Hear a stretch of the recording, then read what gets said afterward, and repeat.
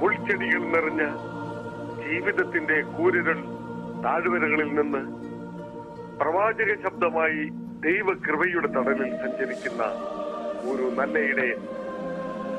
മലങ്കര സഭയിൽ സാധു കൊച്ചുകുഞ്ഞു ഉപദേശിക്ക് ശേഷം കണ്ണുനീർ താഴ്വരയിലൂടെ ആത്മാവിലെരിയുന്ന സുവിശേഷാഗ്നിയുമായി തന്റെ ബലഹീനമായ പരിമിതികൾക്കുള്ളിൽ നിന്നുകൊണ്ട് 10,000-ങ്ങൾക്ക് വചനം വാരിവിതറുന്ന ആത്മീയ ഗുരു റെവറൻ PK സക്കറിയ 2001 ജൂലൈ 8 അമേരിക്കയിൽ വെച്ചുണ്ടായ ഒരു കാർ അപകടത്തിൽ നെഞ്ചിന് താഴെ തളർന്നുപോയ ഈ ദൈവദാസൻ പ്രതിസന്ധികളിൽ തളരാത്ത കറതീർന്ന ക്രൈസ്തവ വിശ്വാസം ഇരുളടഞ്ഞ അനേക മനുഷ്യ മനസ്സുകളിൽ പ്രത്യാശയുടെ പ്രകാശകിരണങ്ങളാവും.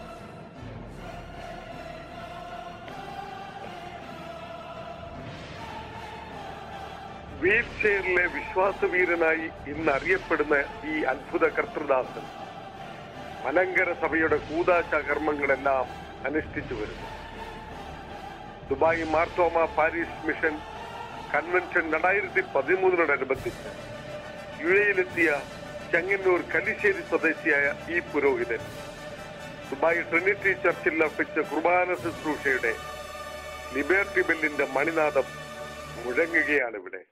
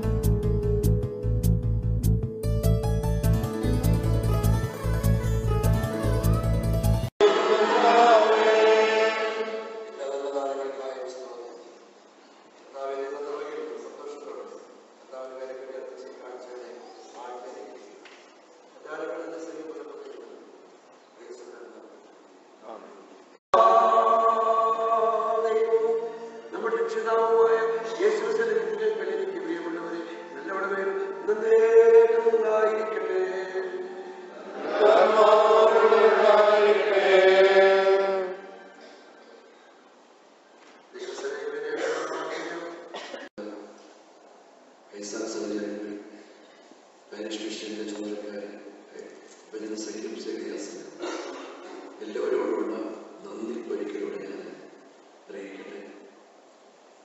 വളരെയേറെ സ്നേഹവും കരുതലും നിങ്ങളൊക്കെ എനിക്ക് ലഭിച്ചു. എല്ലാത്തിനായി ഒരിക്കലൂടെ നന്ദി പറയും. പ്രത്യേകിച്ച് ഇടവക ചുമതലക്കാരോടുള്ള കടപ്പാട് സ്നേഹം ദൈവങ്ങൾക്ക് വ്യാഴാഴ്ച രാവിലെ തിരിച്ച് നാട്ടിൽ പോകണമെന്ന് ആഗ്രഹിക്കുന്നു. ആരോഗ്യത്തിന് വേണ്ടി പ്രാർത്ഥിക്കുന്നു. തുടർന്നാണ് ചിലപ്പോൾ ഏറെ ശുശ്രൂഷകളും ഇവിടെ നിൽക്കുവാനുള്ള ദൈവങ്ങൾക്ക് വേണ്ടി പ്രാർത്ഥന. ഞാൻ കുർബാന ശുശ്രൂഷ അനുഷ്ഠിച്ച അപകടത്തിന് ശേഷം 1.5 വർഷം കഴിഞ്ഞു 2003 ഒരു 40-ാം വെള്ളിയാഴ്ച മാർത്തോമാ സഭയുടെ പരമാധ്യക്ഷൻ ജോസഫ് മാർത്തോമാ പന്ത്രണ്ടാമത്തെയാണ് രണ്ടാമതായി എന്നെ കാപ്പ ഇടിയിച്ചത്. അന്ന് മുതൽ മാർത്തോമാ സഭയിലെ പല ഇടവകളിലും എന്റെ പരിമിതികളിൽ നിന്നുകൊണ്ട് കർത്താവിന്റെ തിരുശരീരങ്ങളിൽ ഭാഗിക്കുന്ന ദൈവക്കാരി ദൈവക്രിസ്തോളം ഞാനിവിടെ ഇങ്ങനൊരു കുർബാന പ്രതീക്ഷിച്ചില്ല. കാരണം സ്ഥലത്തിന്റെ പരിമിതികൾ എന്റെ ശരീരത്തിന്റെ പരിമിതികൾ അതിനൊക്കെ പദ്ധതി വ്യാപരിച്ച് ദൈവക്കായി സ്തോത്രം. അല്പസമയത്ത് ഒരുമിച്ചുള്ള ചിന്തയ്ക്കായി ഞാൻ തെരഞ്ഞെടുത്തിരിക്കുന്ന 57-ാം സംഗീതം. ഓരോ സങ്കീർത്തനത്തിനും ഓരോ കോണ്ടെക്സ്റ്റ്. നമ്മൾ പലപ്പോഴും സങ്കീർത്തനം വായിക്കുമ്പോൾ കോണ്ടെക്സ്റ്റ് ശ്രദ്ധിക്കാതെ 57-ാം സങ്കീർത്തനത്തിന് കോണ്ടെക്സ്റ്റ് ഉണ്ട്. കോണ്ടെക്സ്റ്റ് പറയുന്നത് അവൻ ശവരിന്റെ മുമ്പിൽ നിന്ന് ഗുഹയിലേക്ക് ഓടിപ്പോയപ്പോൾ പാടിയതായ പാട്ട്. നമ്മുടെ സാധാരണ പാട്ടുകൾ പാടുന്നത് ജീവിതത്തിന്റെ സുഖനിമിഷങ്ങൾ, മനസ്സിന് സന്തോഷമുണ്ടെങ്കിൽ നമ്മൾ എന്ത് ചെയ്യും? പാടും. വേദപുസ്തകത്തിൽ പരിശോധിച്ചാൽ ജീവിതത്തിന്റെ വൈദഗ്ധ്യം പാടിയവർ പൗലോസിനും ശീലാസിനെയും കാലാഗ്രഹത്തിൽ കയ്യിൽ ആത്മത്തിനിട്ട് പൊട്ടിയിരിക്കുകയാണ്. കൈകൊട്ടിപ്പാടാൻ പറ്റുന്നില്ല, പക്ഷെ അവർ പാടി. ഇവിടെ കയ്യൊക്കെ സങ്കട കൂട്ടി അവർ പാട്ട് പാടി. ഇവിടെ കാലാഗ്രഹം പാട് ശ്രദ്ധിക്കും. അപ്പോൾ കാലാഗ്രഹത്തിന്റെ ഉള്ളിൽ പാടാൻ കഴിയും. പക്ഷെ നമ്മൾ പലപ്പോഴും പാടുന്നത് സുഖനിമിഷങ്ങളിലാണ്. ദാവീദ് പറയുന്നുണ്ട്, ഞാൻ ഇപ്പോൾ എല്ലാ കാലത്തും പാടും. മർത്തോമ സഭയിൽ ഒരു ഭക്തനായ മനുഷ്യൻ ഉണ്ടായിരുന്നു. മറ്റാരുമല്ല, മൂത്താപ്പറ്റൽ കുറ്റിൽ. അദ്ദേഹം പാടി. എപ്പോൾ സ്വന്തം മകൻ മരിച്ചു കിടക്കുമ്പോൾ പാടുന്നു, ദുഃഖത്തിന്റെ പാനപാത്രം കർത്താവിന്റെ കയ്യിൽ നിന്ന് സന്തോഷമായി ഞാൻ പാനം ചെയ്യും. വിദ്യാഭ്യാസ യോഗ്യതയൊന്നും ഇല്ലാത്ത ഒരു സാധാരണ മനുഷ്യൻ, 1ാം ക്ലാസ്സിൽ പോലും പോയിട്ടില്ല. ആ മനുഷ്യൻ ഒരു സുവിശേഷൻ, അദ്ദേഹം ഒരു സുവിശേഷ വേലയുടെ ഭാഗമായി ഒരു നദി അക്കരയ്ക്ക് പോകാനായിട്ട് വള്ളത്തിലെടുക്കാൻ ശ്രമിച്ചു. അപ്പൊ കടത്തുവള്ളക്കാരനൊക്കെ ചെറുപ്പക്കാരൻ പറഞ്ഞു, ഒത്തിരി ആളുകളെ ഈ കടത്തുവള്ളത്തിൽ കയറുമ്പോൾ പാപ്പട ഉപദേശിച്ച് ചോദിച്ചു, ഈ വള്ളം ഇത്ര ആളുകളെ താക്കുമോ? ഈ ചെറുപ്പക്കാരൻ കടത്തുവള്ളക്കാരൻ പറഞ്ഞു, ഉപദേശ കാര്യം നോക്കിക്കോ, വള്ളത്തിന്റെ കാര്യം ഞാൻ ഈ കൊഴുക്കാർക്കറിയാൻ വരാനുള്ളത്. വള്ളം അങ്ങോട്ട് മുമ്പോട്ട് പോയി. നദികളൊത്ത് നടക്കുന്നപ്പോൾ വള്ളം വലഞ്ഞ് വള്ളം പൊങ്ങാൻ തുടങ്ങുകയാണ്. ഈ ഭക്തൻ അവിടെ പാടി, ഇന്നലെ കഴിഞ്ഞ ഞാൻ പ്രിയനാടിനോട് ഏറ്റവും അടുത്തതായിരിക്കുക. മനസ്സിലായി? താൻ സഞ്ചരിച്ചതായ വള്ളം പൊങ്ങുമ്പോൾ അനേക യുവക്കൾ വിട്ട് കരയുമ്പോൾ ഈ ഭക്തൻ പറയുകയാണ്, ഇന്നലെ കഴിഞ്ഞു ഞാൻ ഈ വാരുതിയിൽ മഞ്ഞരയിൽ തള്ളലേക്കുമ്പോൾ എന്റെ ബോട്ടിനകത്തൊരു പ്രിയനുണ്ട്. അതിനെക്കൊണ്ട് പാടാൻ സാധിക്കും. മാർത്തോമാക്കാരനല്ല, ഇനി ഞാൻ പറയുന്നതാണ്. തന്റെ കുഞ്ഞിന് ഗുരുതരമായ രോഗം ആശുപത്രി കൊണ്ടുവന്നു. കൊണ്ടുവന്ന ഡോക്ടർമാർ പറഞ്ഞു, there is no chance, chance ഇല്ല, മരിച്ചു. പാടി മനോവേദന, ഫലശോധന, മമ ജീവിത പാടി.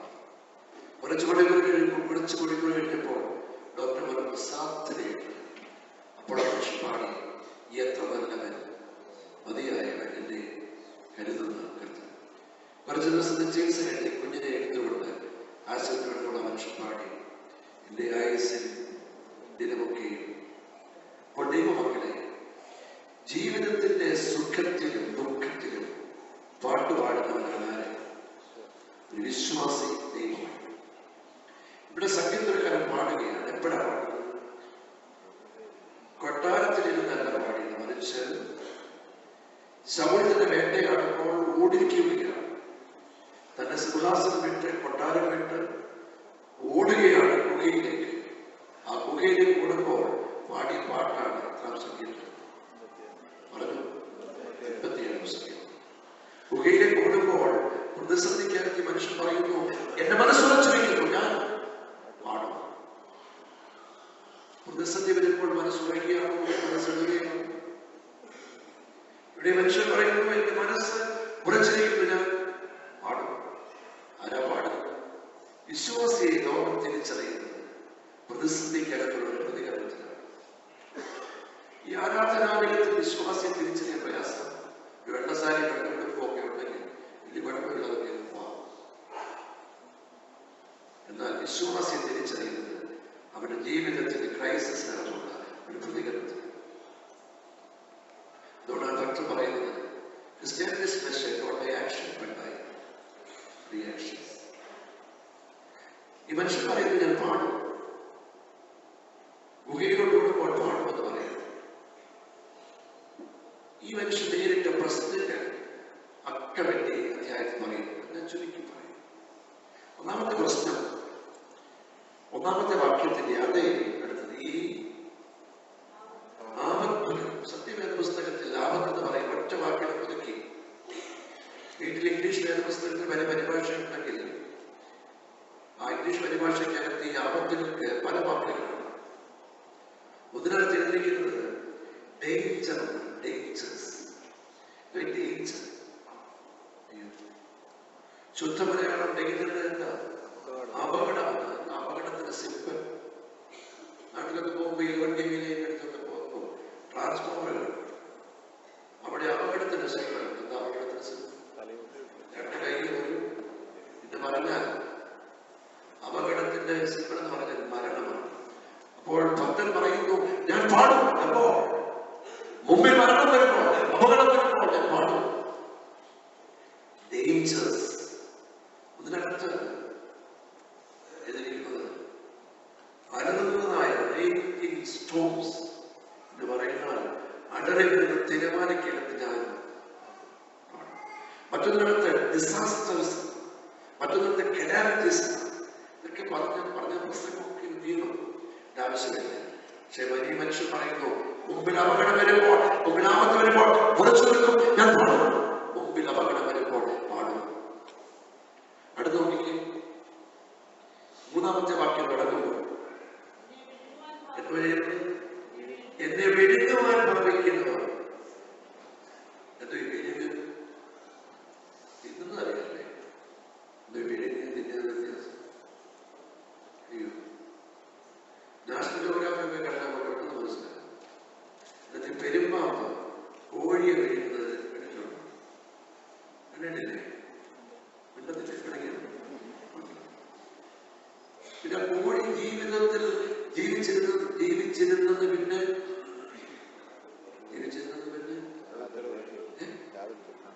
ഉണ്ടോ? അറിയോ? അപ്പൊ വിഴുങ്ങ എന്ന് പറഞ്ഞാൽ പിന്നെ അർത്ഥം സമൂലം തകർക്കുകയാണ്, നിഷ്കരുണില്ലാതെയാക്കുകയാണ്, വിഴുങ്ങുവാനിക്കുകയാണ്. ഇങ്ങനെ ദാവീദ് ജീവിച്ചിരിപ്പുണ്ടെന്ന് ചരിത്രത്തിൽ ഓർക്കാതെ വണ്ണം തന്നെ വിഴുങ്ങാൻ നിൽക്കുമ്പോൾ അവന് പറയുന്നു, ഞാൻ എന്റെ മനസ്സ് വെച്ചിരിക്കുന്നത് ഞാൻ എന്നെ ഇല്ലാതാക്കാൻ ശ്രമിക്കുന്ന ആളുകളുടെ മുമ്പിൽ എന്റെ മനസ്സ് വെച്ചിരിക്കുന്നു, ഞാൻ പാടും. എന്നെ വിഴുങ്ങാൻ. നാലാമത്തെ വാക്യം, എന്റെ പ്രാണൻ എവിടെയായിരിക്കും?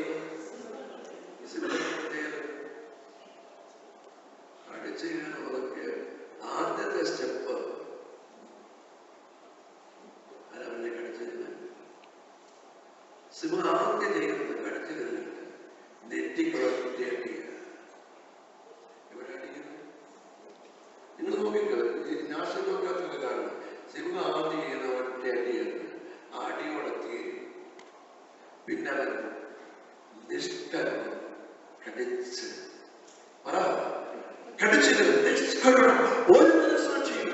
ഒരു മനസ്സാക്ഷിയില്ല ബോധിപ്പിക്കുമ്പോൾ അവൻ പറയുന്നു, എന്റെ മനസ്സ് വെച്ചിരിക്കുന്നു ഞാൻ.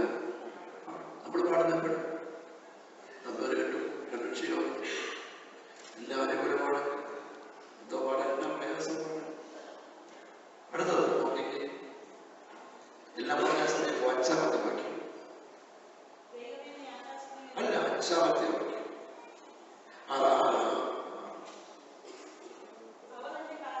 അവരുടെ കാലടികൾക്ക് വല വിരിച്ചിരിക്കുന്നു. വല വിരിക്കുക. അയ്യോ, നിങ്ങളിവിടെ പോകുമ്പോൾ മുമ്പിൽ വല വിരിച്ച് നടത്തുന്നുണ്ടോ? പിന്നെ ഒരടി പോലും മുന്നോട്ട് പോകാതിരിക്കത്തക്കവണ്ണം നിന്റെ മാർഗത്തിന് തടസ്സം നിൽക്കുമ്പോൾ വല വിരിച്ചാൽ പിന്നെ മുന്നോട്ട് പോകുവാൻ സാധ്യം. ശുദ്ധനാടൻ ഭാഷ പറഞ്ഞാൽ കുടുക്കുക. കേട്ടിട്ടുണ്ടോ? കുടുക്കുക. വല വിരിച്ചാൽ പിന്നെ മുന്നോട്ട് പോകാൻ സാധിക്കുന്നില്ല, വഴി അടയ്ക്കും. അപ്പോൾ മുമ്പിൽ വഴി അടച്ച് വല വിരിച്ച് നിന്റെ ഗമനത്തെ തടസ്സമാക്കുമ്പോൾ നമ്മൾ പറയുന്നു, ഞാൻ പാടും. ഇനി ഒന്നുകൂടെ പറയാം. നാലാം വാക്യത്തിന്റെ അവസാനം, അഗ്നി ജ്വലിക്കുന്നവരുടെ നടുവിൽ ഞാൻ എന്ന് പറയുന്നത്. അഗ്നിയുടെ പ്രത്യേകത ചൂടാണ്. ആദ്യം അഗ്നിയുടെ ഏറ്റവും വലിയ പ്രശ്നം പൊള്ളുന്നീരാണ്. എന്തോ ഞാൻ പാടും. എവിടെ? ചുട്ടുപൊള്ളുന്ന ജീവിതത്തിന്റെ മുഖത്തിൽ ഞാൻ പാടും.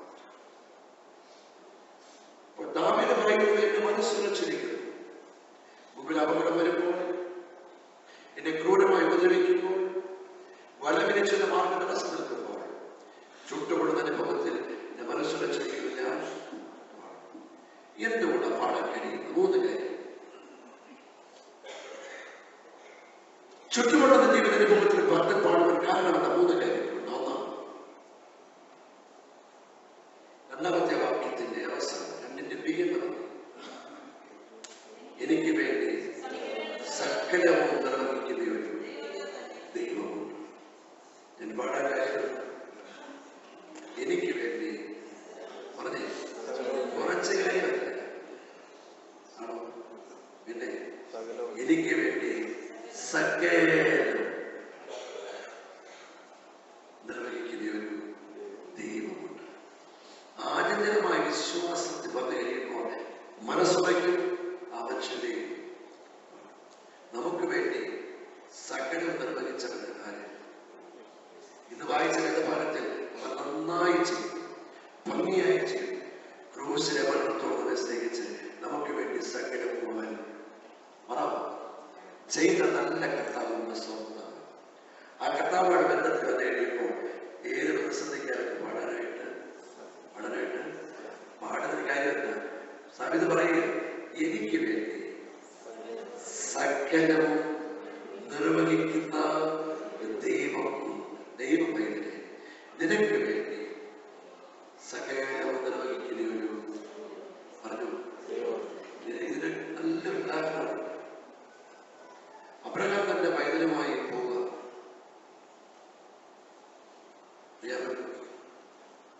യാഗപീഠത്തെ കൊണ്ട് കിടത്തി കൊച്ചനെ. ഈ കുഞ്ഞു ചോദിക്കുന്നുണ്ട്, അപ്പ നിനക്ക് എങ്ങനെ ഒക്കും? യാഗപീഠത്തെ കിടത്തിയിരിക്കുക, കത്തി ഓർക്കുകയാണ്. ഓർമ്മ ചോദിക്കുന്നുണ്ട്, എങ്ങനെ ഒക്കും? ഇവിടെ അബ്രഹാം പറയുന്നുണ്ട്, മോനെ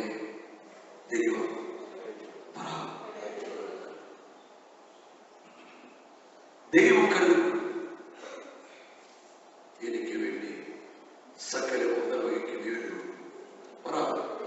ദൈവഭയങ്കര മനസ്സ് ക്ഷീണിക്കുമ്പോൾ, ശരീരം വേദനിക്കുമ്പോൾ, ജീവിതം അസ്വസ്ഥമാകുമ്പോൾ നീ പേടിക്കേണ്ട, നിനക്ക് വേണ്ടി സകലവും നിർവഹിക്കുകയും. അതുകൊണ്ട് ആ ഭക്തൻ പാടിയത്, കരുതുന്നവനാരല്ലയോ കലങ്ങുന്നത്. അതുകൊണ്ട് വർഷങ്ങൾക്ക് മുമ്പ് ഒരു ഭക്തൻ പാടി, എനിക്കായി എല്ലാം വെച്ചതിനെ എനിക്കൊട്ടും. കാര്യം എനിക്ക് വേണ്ടി സകലവും പറഞ്ഞു. ഏതെങ്കിലും അപ്പം പറഞ്ഞിട്ടുണ്ടോ? ഇങ്ങനെ മോനെ നിനക്ക് വേണ്ടി ഞാൻ സകലവും സകലവും കരുതിയിട്ടുണ്ട്, നിനക്ക് വേണ്ടി സകലവും കരുതി. അപ്പൊ അതിനകത്തോട് നീ പ്രവേശിച്ചാൽ മതി. നിനക്ക് വേണ്ടി എല്ലാം റെഡിയാക്കി വെച്ചിരിക്കുകയാണ്. ദൈവവചനത്തോട് ജനങ്ങൾക്ക് പ്രവേശിച്ചാൽ മതി. പിടികിട്ടി പറഞ്ഞു കരയാൻ പാടാൻ കാര്യമുണ്ട്. എനിക്ക് വേണ്ടി സകലവും നിർവഹിക്കുന്നതിനും ആര് വഴി അടച്ചാൽ വഴി എനിക്ക് വേണ്ടി സകലം നിർവഹിക്കുന്ന ഒരു പറ. അടുത്തത് പാടാൻ അടുത്ത വാക്യം, എന്നെ വെളിപ്പെടുവാൻ ഭാവിക്കുന്നവർ ധിക്കാരം കണ്ടപ്പോൾ ഞാൻ ഇതുപോലെ ആസ്വദിക്കുന്നൊരു വാക്യം, എന്നെ വെളിപ്പെടുവാൻ ഭാവിക്കുന്നവർ ധിക്കാരം കണ്ടപ്പോൾ സ്വർഗത്തിന് കൈനീട്ടി എന്നെ എന്ന് പറഞ്ഞ ശുദ്ധ ഭാഷ പറഞ്ഞ എല്ലാ വഴികളും അടയുന്നു എന്ന് തോന്നുമ്പോൾ നീ പ്രതീക്ഷിക്കാത്തിടത്തുള്ള ഒരു പുതിയ വഴി തുറക്കുന്നതിന് പറ.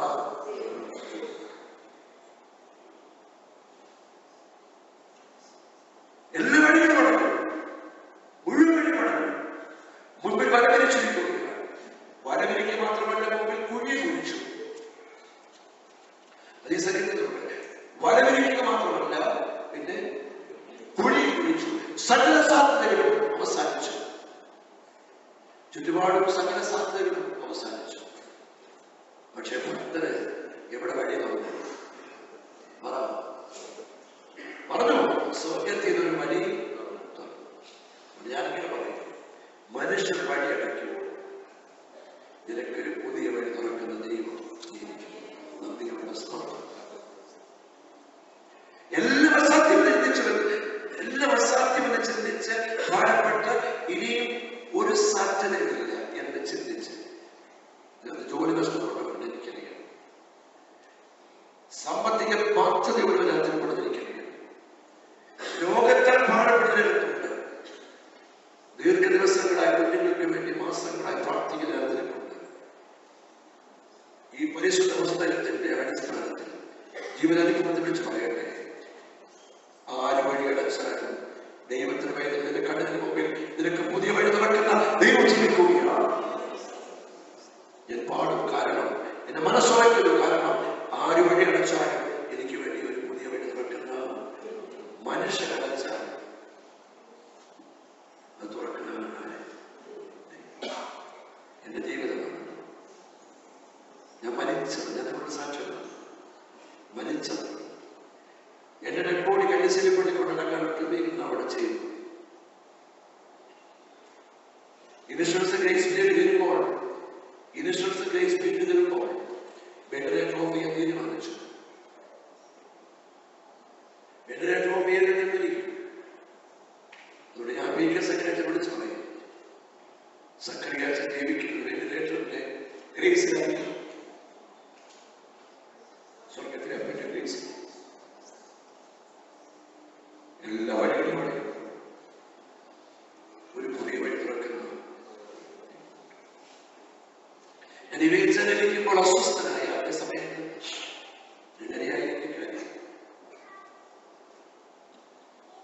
എങ്ങനെയായിരിക്കാൻ ദൈവമതിലെ അത്ഭുതം പറയട്ടെ. ചില ദിവസം രാവിലെ തുടങ്ങുമ്പോൾ എങ്ങനെ പൂർത്തീകരിക്കാൻ, എങ്ങനെയാണ് ഈ ദിവസം ചിന്തിച്ച് ഭാരപ്പെടുന്ന വിഷയങ്ങളുണ്ട്. എന്റെ രോഗത്തിന്റെ വിഷയം, മറ്റു വിഷയങ്ങൾ വരുമ്പോൾ ചില ദിവസം രാവിലെ തുടങ്ങുമ്പോൾ ദൈവം എങ്ങനെയാണ് ഇന്നത്തെ കാര്യം. സന്ധ്യയാകുമ്പോൾ ഈ വാക്യത്തിൽ കൊണ്ട് പറയും, ദൈവമേ നീ ഒരു പുതിയ വഴി തുറന്നു തുറച്ച് നന്ദിയോട്. ഇത് കൂടുതൽ എനിക്ക് പള്ളിയോട് പറയാതിരിക്കാൻ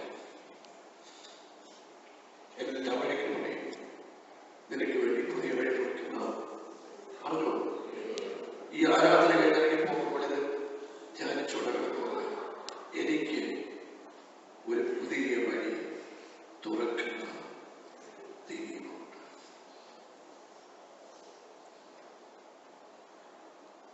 ദൈവം അടച്ച ആർക്കും തുറക്കാൻ സാധ്യമല്ല. അവൻ തുറന്നാൽ അടയ്ക്കാൻ. സ്തെഫാനോസിന് ചുറ്റുപാടുകളിൽ നിന്ന് ആക്രോശിക്കുകയാണ്, പറ്റുപിടിക്കുകയാണ്, കല്ലെറിയുകയാണ്, എല്ലാ വഴികളും കടന്നു. പക്ഷെ സ്തെഫാനോസ് നോക്കുമ്പോൾ കണ്ടത് അവന് വേണ്ടി പറഞ്ഞു തുറന്നൊരു, ഇത് സ്തെഫാനോസിന് വേണ്ടി മാത്രം തുറന്ന സ്വർഗമല്ല. ഭൂമിയുടെ അറ്റത്ത് നീ വിളിച്ചാലും നിനക്ക് വേണ്ടി തുറക്കുന്ന ഒരു സ്വർഗമുണ്ട്. ഒരിക്കൽ മാത്രം സ്തെഫാനോസിന് തുറന്നു കിടക്കുക. ഇന്നും ഈ മരുഭൂമി, ഈ പ്രവാസ ജീവിതത്തിൽ നീ ഇവിടെ നിന്ന് വിളിച്ചാൽ നിനക്ക് വേണ്ടി ആ സ്വർഗം തുറക്കും. മൂന്നാമത്തെ അവസരത്തെ എന്നോട് പാടാൻ സാധിക്കുന്നു. ലാസ്റ്റ് പത്താമത്തെ വാക്യം, നിന്റെ ദയ ആകാശത്തോളം, നിന്റെ വിശ്വസ്തത മേഘങ്ങളോളം. എന്താ പാടാൻ സാധിക്കില്ല എന്ന് പറയുന്നു, നീ ആരാധനയോ, നീ വിശ്വസ്തനായ. പറഞ്ഞു വിശ്വസ്തൻ. നമ്മുടെ ദൈവം ആരാധന. His faithful and just. എന്റെ ദൈവം, എന്റെ കർത്താവ് വിശ്വസ്തനും നീതിമാണ്. ഞാൻ പാടും, കാരണം എന്റെ ദൈവം മനുഷ്യർ അവിശ്വസ്തനായി പാർത്താലും നമ്മുടെ ദൈവമാണ് വിശ്വസ്തൻ. അവന്റെ വാഗ്ദത്തം വിശ്വസ്തമാണ്. അതിലൊരിക്കലും മാറ്റമില്ല.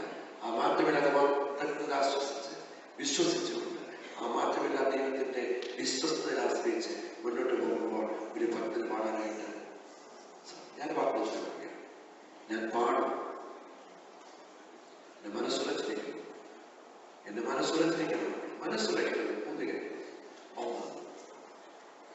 എനിക്ക് വേണ്ടി സകലവും നിർവഹിക്കുകയുള്ളൂ. മനസ്സിളകിയാണെങ്കിലും ഇന്ന് ഈ ആരാധനയിൽ വന്നിട്ടുള്ളത് ദൈവമക്കളെ, കുർബാനയുടെ സെക്കൻഡ് പാർട്ട് നിങ്ങളുടെ ജീവിതത്തെ ചലിപ്പിക്കുന്നതായി മാറും. ഞാൻ ഓരോ പ്രാർത്ഥനയ്ക്കെത്തുമ്പോൾ അത് ഹൃദയത്തെ ഏറ്റെടുത്തുകൊണ്ട് നീ പ്രാർത്ഥിക്കും. നിനക്ക് വേണ്ടി സകലവും നിർവഹിക്കേണ്ടി വരും. ദൈവം ചുമ്മാതെ വായിച്ചു വേണ്ടത് ഈ പ്രാർത്ഥന ചുമ്മാതെ വായിച്ചു വേണ്ട ഇന്നത്തെ ആരാധന നിനക്ക് സൗഖ്യത്തിന്റെ ദിവസമായി ഈ ദിവസമാകും. എന്റെ സമാധാന ദിവസമാണ്. എനിക്ക് വേണ്ടി സകലവും നിർവഹിക്കേണ്ടി വരും. എനിക്ക് വേണ്ടി കവാട മധ്യത്തിൽ വഴി തുറക്കുന്ന ദൈവമുണ്ട്. സ്തേഫാനോസ് പറഞ്ഞത് ദൈവം എന്റെ ദൈവമാണ്. ദൈവം എന്റെ വിശ്വസ്തൻ ഞാൻ സ്നേഹിക്കുകയും ഞാൻ അവിശ്വസ്തനാണ്. ഞാൻ വിശ്വസ്തൻ ആശ്രയിച്ചുകൊണ്ടാണ് കർത്താവ് പങ്കെടുക്കാൻ വരുന്നത്. വാഹുടിക്കുന്നു. അവരുടെ വിശ്വസ്തതയ്ക്ക് ഭംഗം വരത്തില്ല. അവർ തലമുറയായി നമ്മുടെ ദൈവം കർത്താവ് തലമുറയായി ഞങ്ങളുടെ സങ്കേതമാണ്. വിശ്വസ്തനാണ്. അവരുടെ വിശ്വസ്തയിൽ മാറ്റമൊന്നും ആ വിശ്വസ്ത ആശ്രയിച്ചുകൊണ്ട് മുന്നോട്ട് പോകാൻ ദൈവം സഹായിക്കട്ടെ. അക്ടവേശയ്ക്ക് നമുക്ക് ഒരുങ്ങാം. ഞാൻ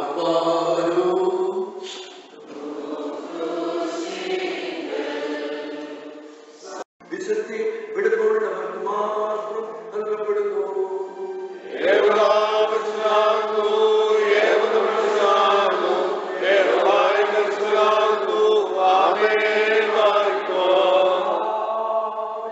പുത്രൻ പരിശുദ്ധരുമായി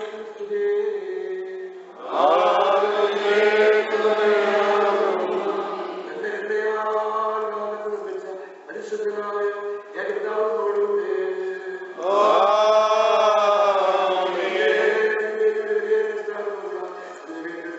പരിശുദ്ധനായ ഏകപുത്രനോടുകൂടെ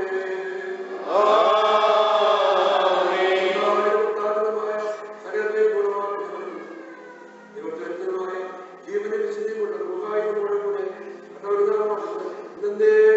പാട്ടപ്പെട്ടു കടപടാവതനാഥനുമായി ചിന്തപ്പെട്ടതുമായ വിലമതിക്കാവുന്ന ശ്രേഷ്ഠങ്ങളെ കൈക്കൊള്ളുന്ന ഈ ആരാധനക്കാടി കൂട്ടത്തിലേക്ക് വാഴ്ത്തണമേ.